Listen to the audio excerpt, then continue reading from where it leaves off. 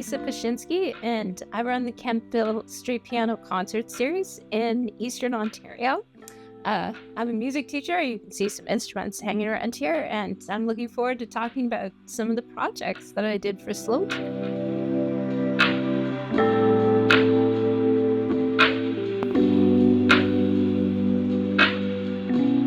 This project is basically based around the sound engineer for 2024's Kemptville Street Piano Concert Series.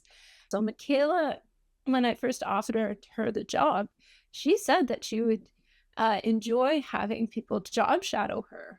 Once I met Mikayla and worked with her, it's like, we need more Mikaylas. And some of these kids who want to be sound engineers can be sound engineers like Mikayla.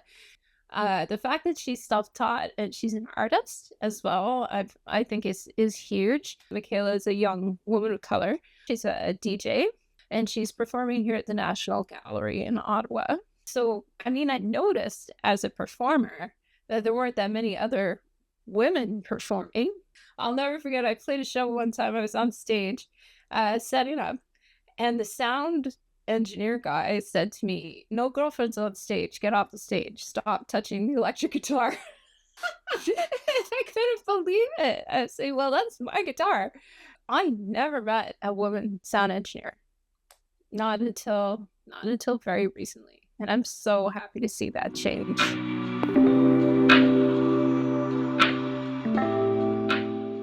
And ended up partnering with Brockville's Youth Opportunity in the Arts.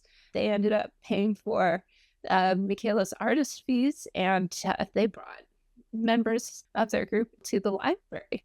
The library is where the Street Piano Concert Series takes place. It was in the room that was literally adjacent to where the concerts are taking place. They came and participated in the workshop in the morning, and then they job shadowed Mikayla for the setup for the afternoon performance.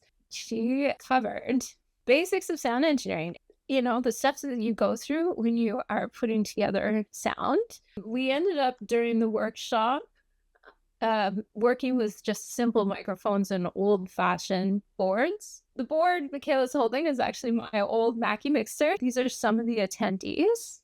Most of them had never picked up a microphone before. By the end of this workshop, they at least understood what went where and how not to blow things up when they plug things in, which is definitely step one.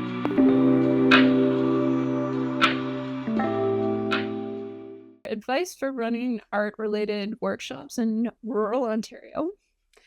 Partnerships are key to success. There's no problem in casting a wide net. So if it's not your immediate municipality or neighbors that might want to do it, it's possible that just right next door to you there is somebody who would. We talk about neighbors out here that are within 50 kilometers, right?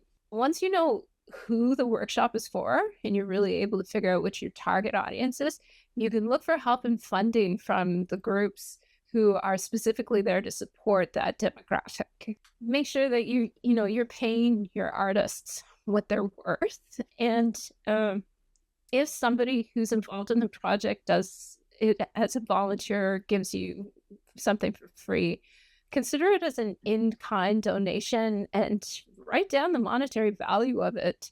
If at a later date you want to do something similar and you don't have someone who will do that for free, if you have the cost of what their service was, you have a pretty good idea of how to recreate it.